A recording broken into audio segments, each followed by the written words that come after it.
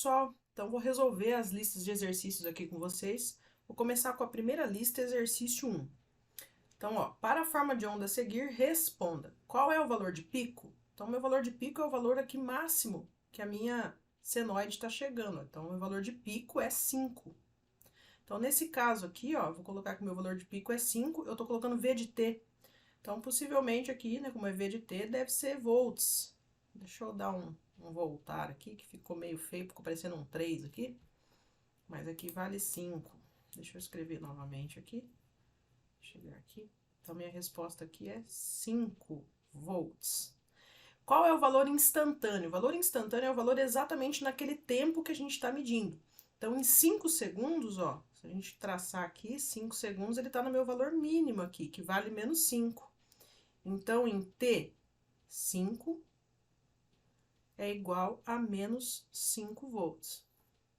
E para T igual a 8, para T igual a 8, ele está cruzando aqui em 0. E para T, 8 segundos, é igual a 0 volts. Então, é um valor instantâneo, é o valor exatamente naquele tempo.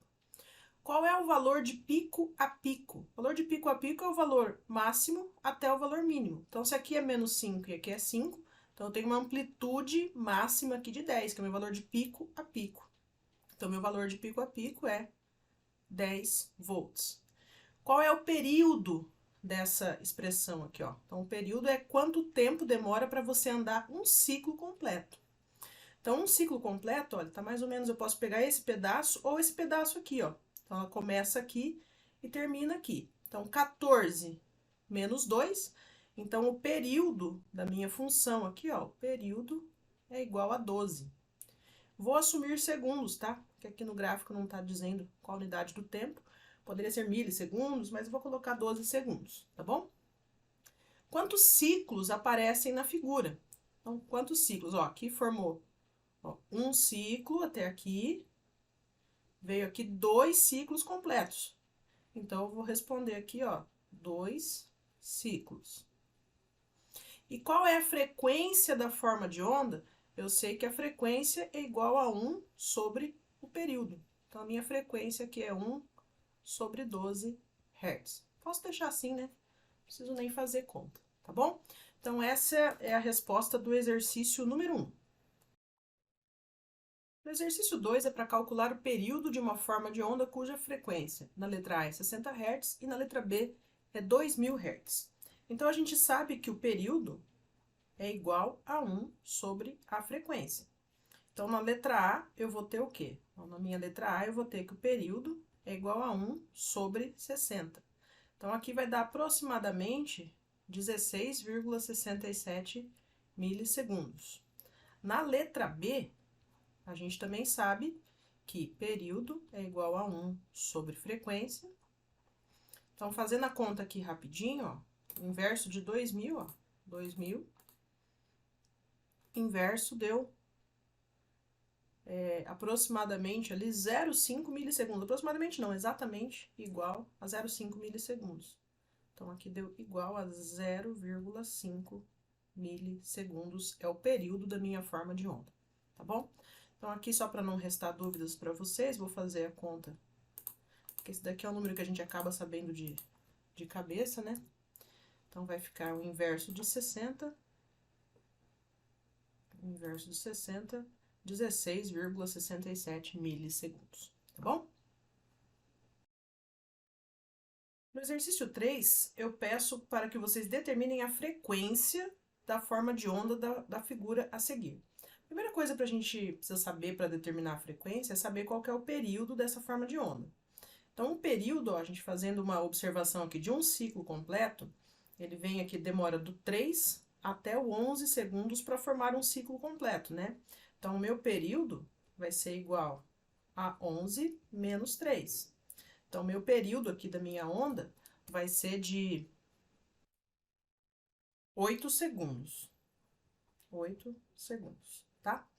Então, achei aqui meu período e eu sei que frequência é igual ao inverso do período.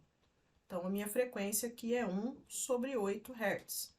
Para deixar isso aqui um número mais certinho, né? Geralmente a gente costuma fazer as contas, então vai ficar o inverso de 8 aqui, ó, deu 0,125 Hz. Então, vou colocar ali, ó, que a frequência da minha forma de onda aqui deu 0,125 Hz. Opa! Hz, tá bom? Então, tá tudo certinho aqui.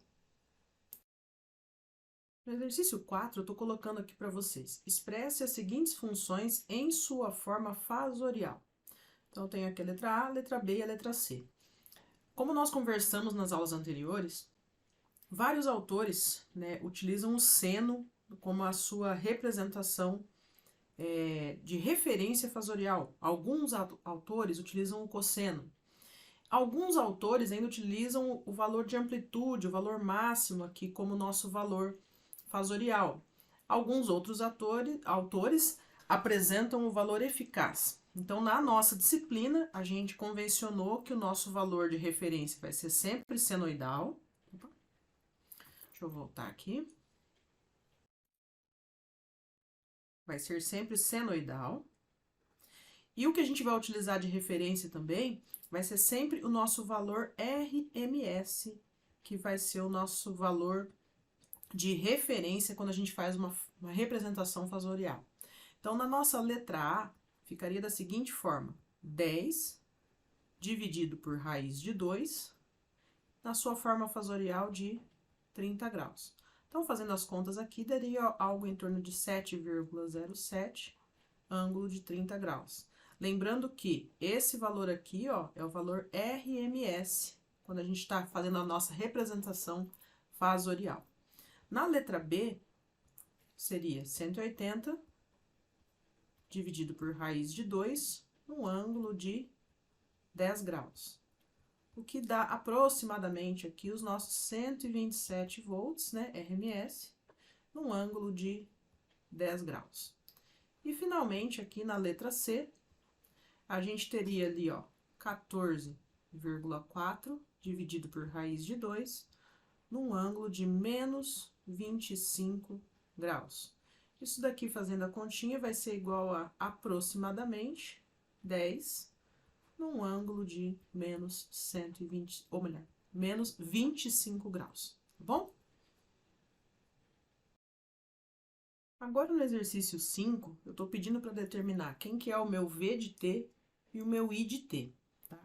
Como eu falei para vocês, a nossa representação RMS, ou melhor, representação fasorial é sempre em RMS e com a referência no seno.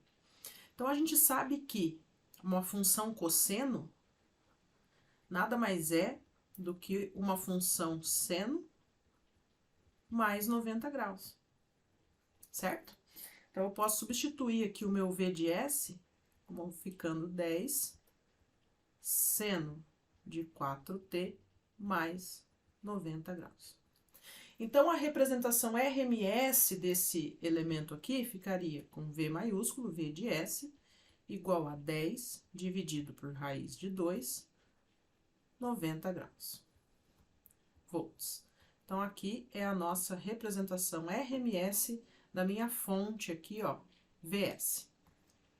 O que mais que eu tenho de informação nesse circuito? Eu tenho um capacitor aqui que eu preciso transformar em XC. E aqui eu já tenho a minha resistência em ohms certinho. Eu sei que XC... Opa, deixa eu voltar aqui. Eu sei que meu XC é igual a 1 sobre ômega C. Então, aqui a gente tira aqui 1. Quem que é o meu ômega? O ômega é o valor que multiplica aqui o tempo. Então, vai ficar 4 vezes 0,1. Então, meu XC nessa expressão aqui, nada mais é do que 2,5 ohms. Então, o meu Z equivalente nesse circuito aqui vai ser quanto? Vai ser o R5, que está em série com o meu capacitor. O capacitor é menos J. Então, menos J, 2,5. Esse é meu Z equivalente, ok?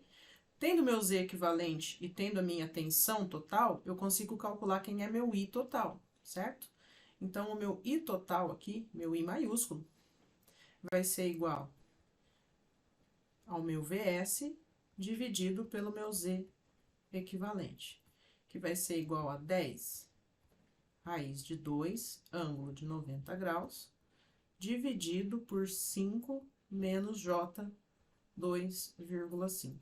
Eu vou deixar o raiz de 2 sem participar do equacionamento, porque depois, para transformá-lo no domínio do tempo, eu vou multiplicar por raiz de 2, então eu deixo ele ali quietinho para facilitar as contas, tá bom?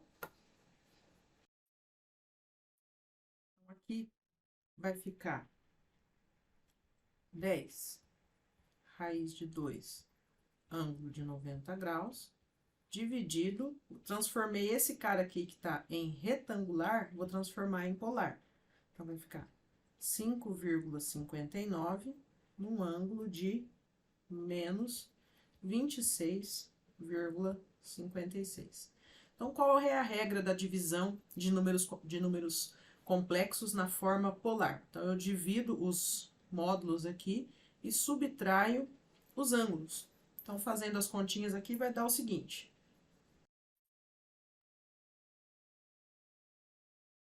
1,79 dividido por raiz de 2, num ângulo de 116,56 graus, aqui em ampere, ok? Sabendo quem é a corrente, agora eu sei calcular a queda de tensão aqui em cima do meu capacitor. Então, vou trazer minha página aqui para cima, e eu sei que o meu V é igual ao XC vezes o I. Então, vai ser igual a J menos J 2,5, que multiplica o valor de I, 1,79 sobre raiz de 2, num ângulo de 116,56 graus.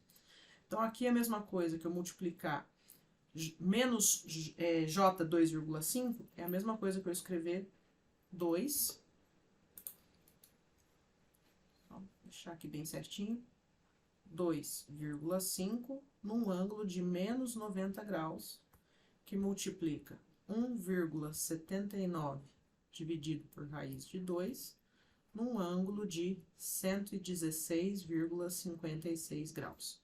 Então, na multiplicação de números complexos na forma polar, então eu multiplico os módulos e somo os ângulos. Então, fazendo essas continhas, nós vamos ter o seguinte: 4,47 dividido por raiz de 2, num ângulo de 26,56 graus.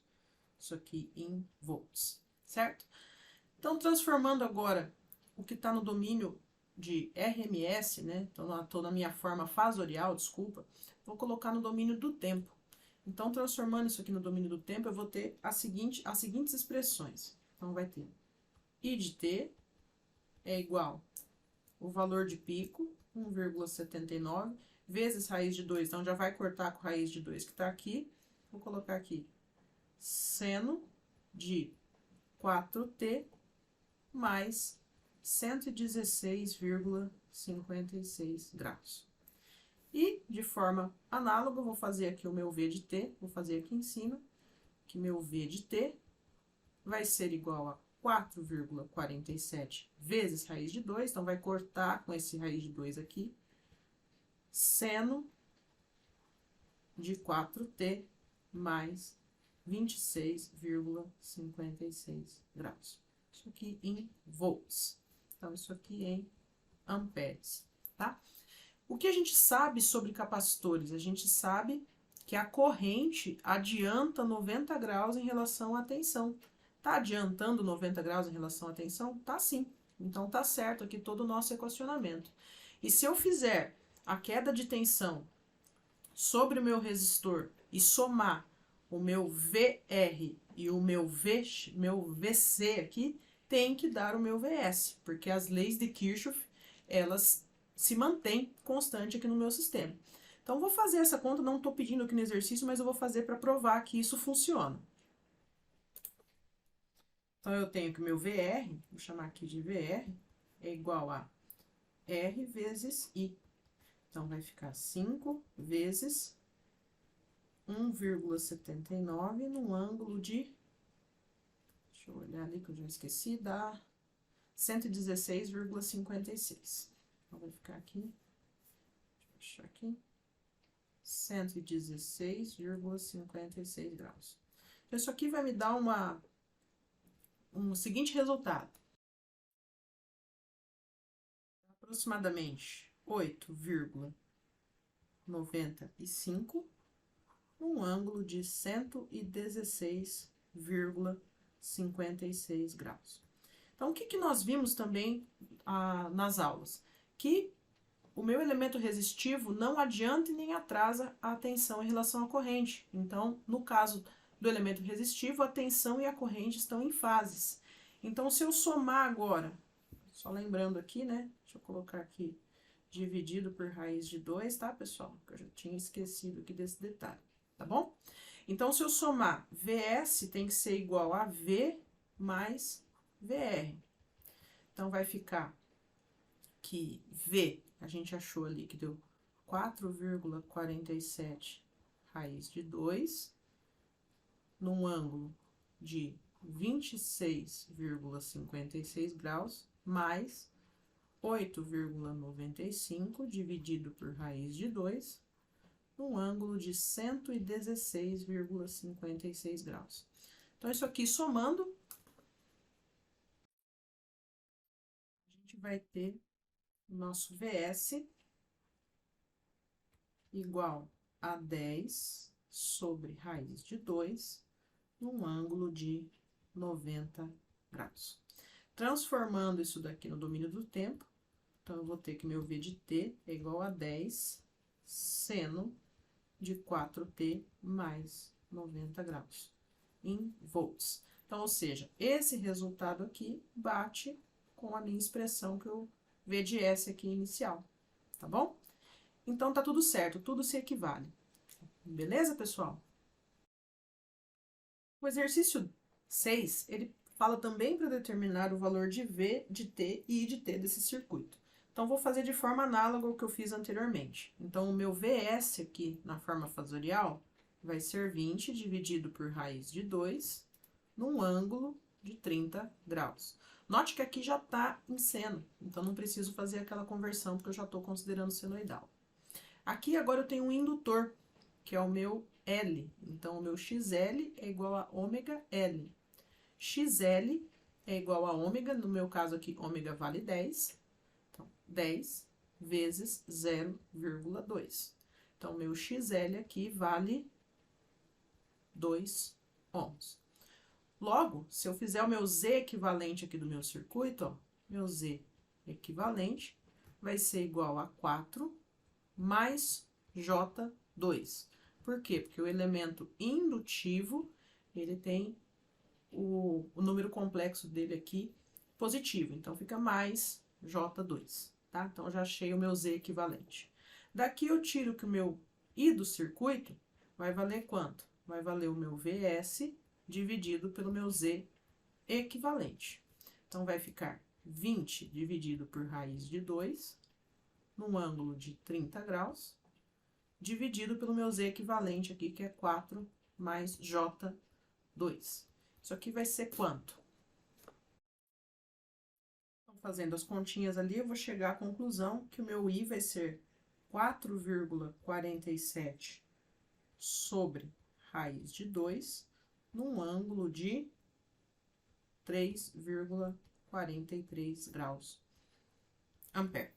O que a gente sabe da teoria de circuitos com características indutivas? Quando eu tenho um circuito com característica indutiva, a corrente atrasa em relação à tensão. A corrente está atrasando? Sim. Então, tá tudo batendo aqui. Então, toda a parte física está coerente. Agora, eu preciso calcular quem é a minha queda de tensão sob o indutor. Então, eu tenho aqui que o meu V é igual a XL vezes I, que nada mais é do que menos, menos não, mais J2, né? Deixa eu voltar aqui. Vai ser mais, deixa a caneta voltar aqui ao normal. J2, que multiplica 4,47 num ângulo de 3,43 graus. Isso aqui, J2, é a mesma coisa que eu escrever 2 ângulo de 90 graus, que multiplica 4,47 raiz de 2 num ângulo de 3,43. Então, logo aqui, a minha queda de tensão V vai ser igual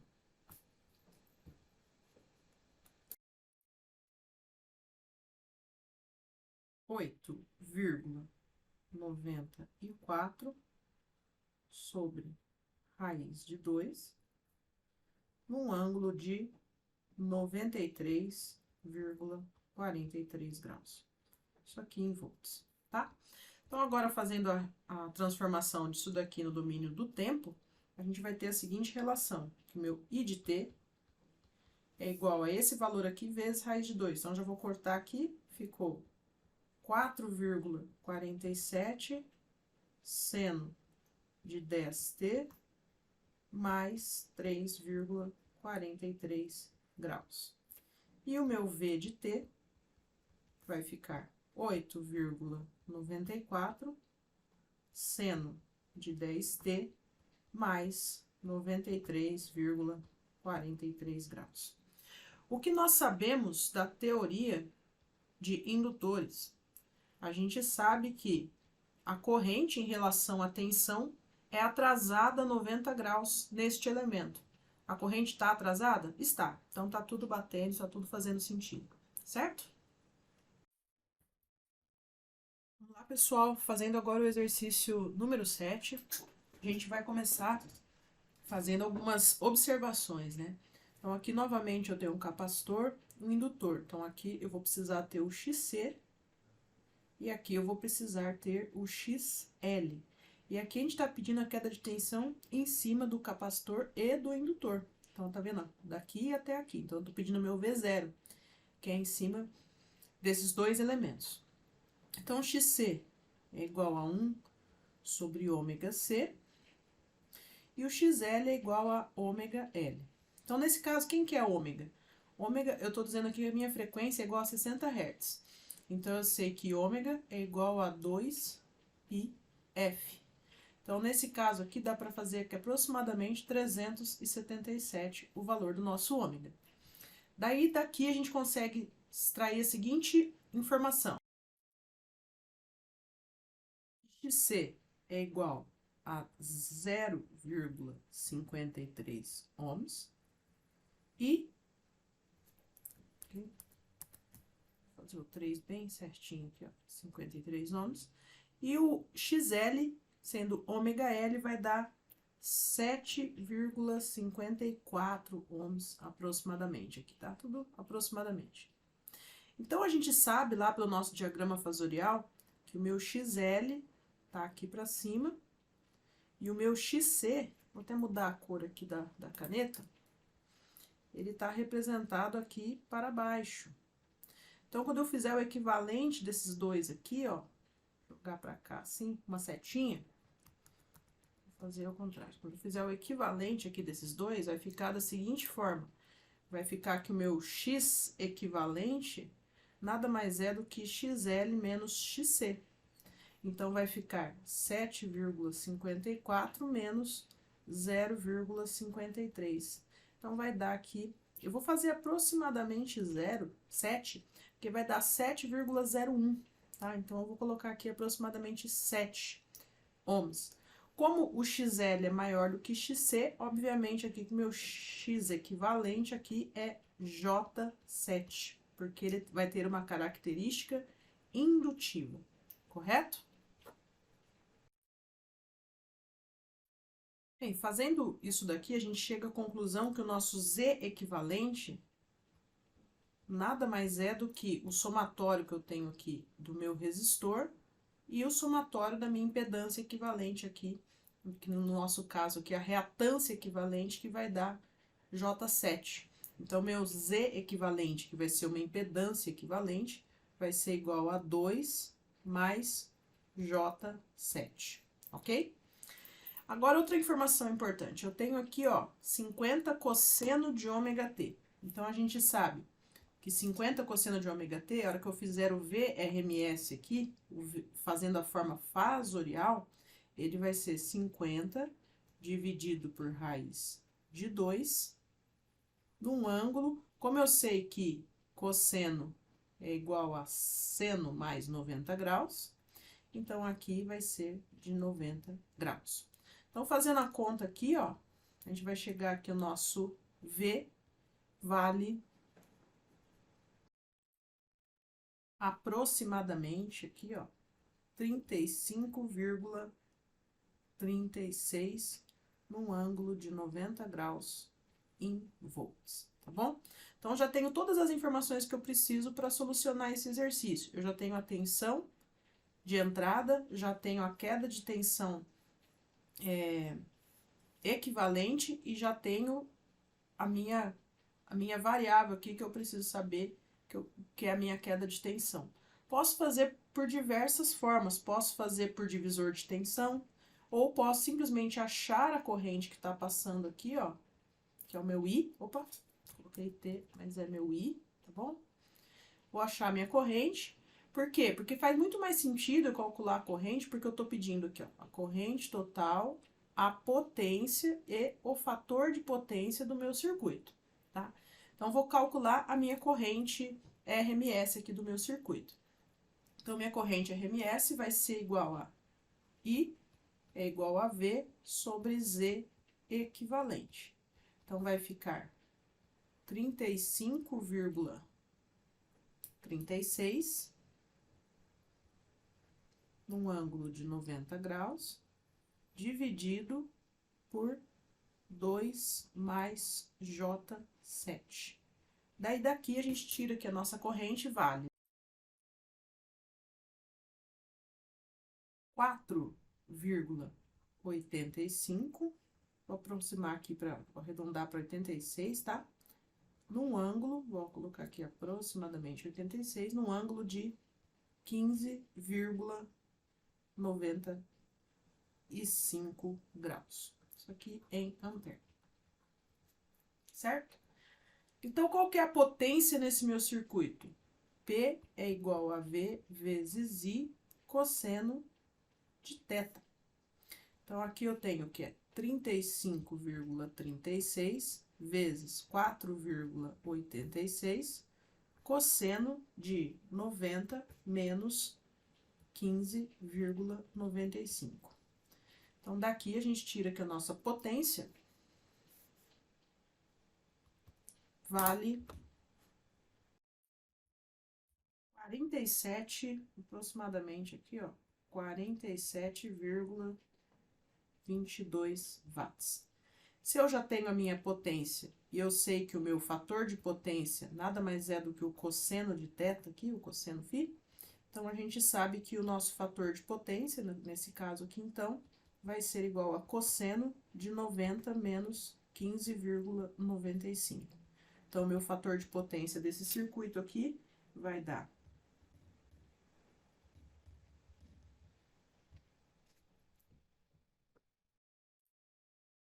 27, opa, 0,27 aqui aproximadamente, 27,5 aqui, tá? Fator de potência extremamente baixo para esse circuito. Como esse daqui foi o primeiro exercício que está envolvendo potência, corrente, por isso que quando eu falo para vocês que é muito mais interessante a gente fazer uma representação RMS da tensão e da corrente, porque na nossa prática de circuito nós estamos sempre interessados em saber valores de potência. Então, valores de potência é mais interessante com que a gente já tenha aqui o nosso valor RMS. Então, por isso que a gente adotou a nossa forma de visualizar os fasores na relação aqui de tensão RMS, né, de valor eficaz. E também na representação do seno, porque nos livros aqui a maioria utiliza o seno para ser a nossa referência fasorial, tá? Então, agora eu vou abrir o PSIM e vou simular esse circuitinho aqui para ver se os resultados aqui vão bater com as nossas respostas aqui, tá bom? Então, abri o PSIM, coloquei o nosso circuito, ó. Então, configurei ele aqui com um valor de pico de 50 volts, 60 Hz e o ângulo de fase de 90, que é exatamente a representação lá do nosso circuito. Coloquei aqui 5 milifarad e aqui 20 milihenry. Coloquei aqui uma ponteira de corrente para medir a corrente que está passando nesse circuito aqui. E vamos simular. Simulando aqui, ó, então eu vou colocar aqui a minha potência. Então, se vocês observarem aqui, deu 47,05, deu muito próximo ao nosso. E o meu fator de potência que deu 0,275, deu extremamente parecido com o nosso. Então, os nossos resultados estão batendo, tá? A única coisa que faltou a gente calcular no exercício que eu vou fazer aqui agora é calcular essa queda de tensão aqui. Então, vou colocar uma outra ponteira aqui para medir a tensão. Vou chamar isso aqui de VZ, VX, que vai ser a tensão sobre as reatâncias, né? E vou pedir para simular. Vou colocar um novo gráfico aqui, ó. Vou colocar o meu VX aqui embaixo. Então, o meu VX, na hora que eu colocar aqui no RMS, o meu VX está dando 33,9, está dando aproximadamente ali 40, tá? Então, vou fazer os cálculos lá e vamos ver se o valor vai bater. E o ângulo aqui, ó, tá dando algo quase de 90 graus, né? A gente pode perceber aqui a queda de tensão no valor de X, que tá quase em 90, tá?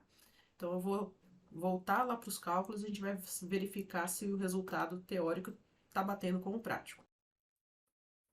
Então, o nosso Vx calculado aqui, ó, ele fica da seguinte forma, fica igual a I vezes o nosso X equivalente ali.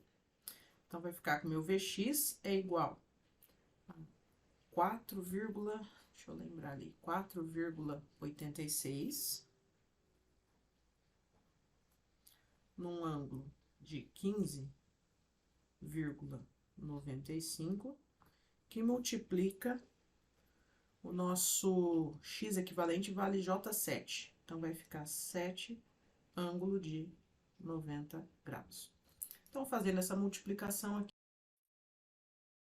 dá aproximadamente 34 num ângulo. Então, aqui vai dar 90, 100, 105,95. Eu falei ali para vocês que daria perto de 90, né? Deixa eu olhar lá no gráfico novamente. Então, meu 90 graus está aqui. Então, ele está um pouquinho mais à frente ainda. Está um pouquinho mais adiantado, um pouquinho à frente dos 90 graus. Pode observar aqui. Vou colocar ele no mesmo gráfico aqui, ó, para melhorar o entendimento de vocês. Olha, tá ainda um pouquinho mais adiantado que o V2. Então, quer dizer que tá certo, né? Então, eu falei ali próximo dos 90, deu um pouquinho acima, né? Deu 105. Então, nossos resultados aqui bateram. Deixa eu colocar aqui RMS novamente, ó.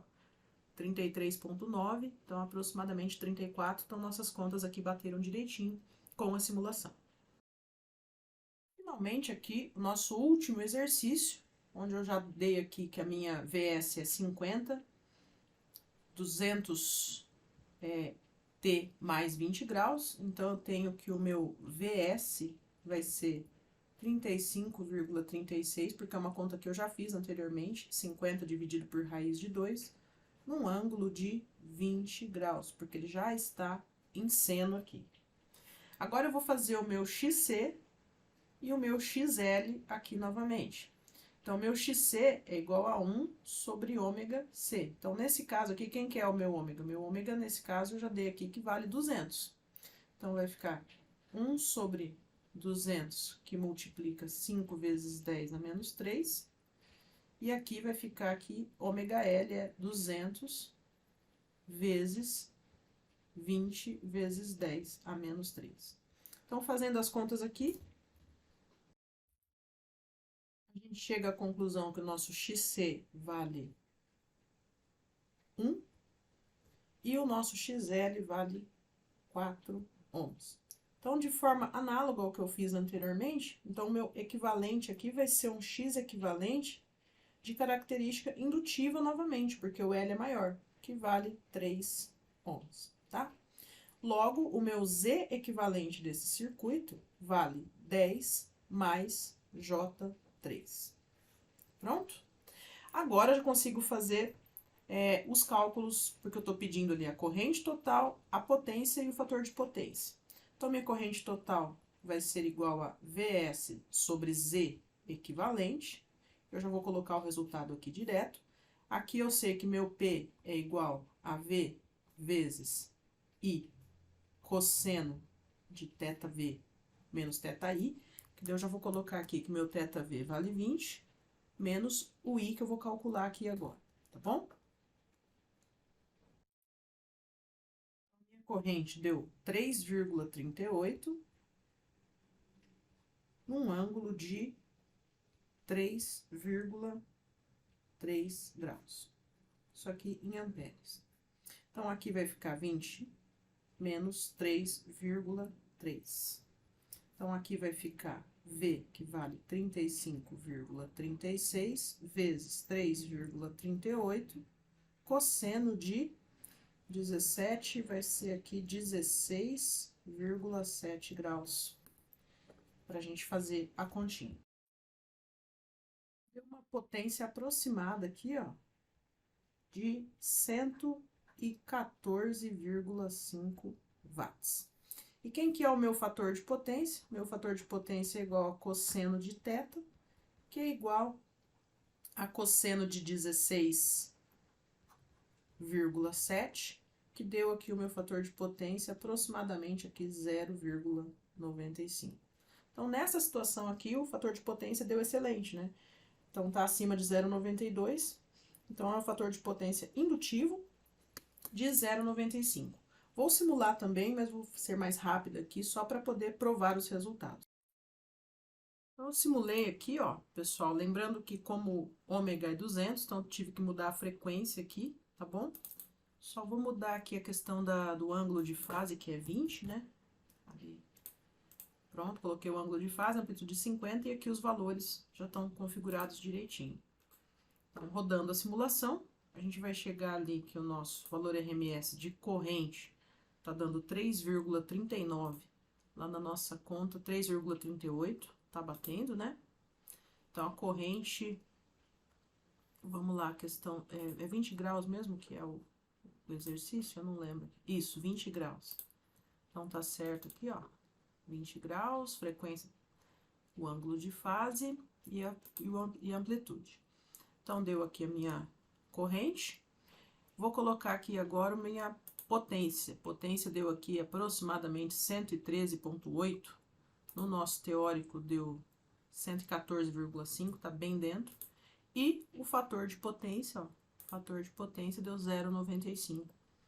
E no nosso teórico também deu 0,95. Então, tudo bate. Tá bom, pessoal? Então, essa é a resolução da nossa primeira lista de exercícios. Quaisquer dúvidas, me procurem. Um abraço e até a próxima.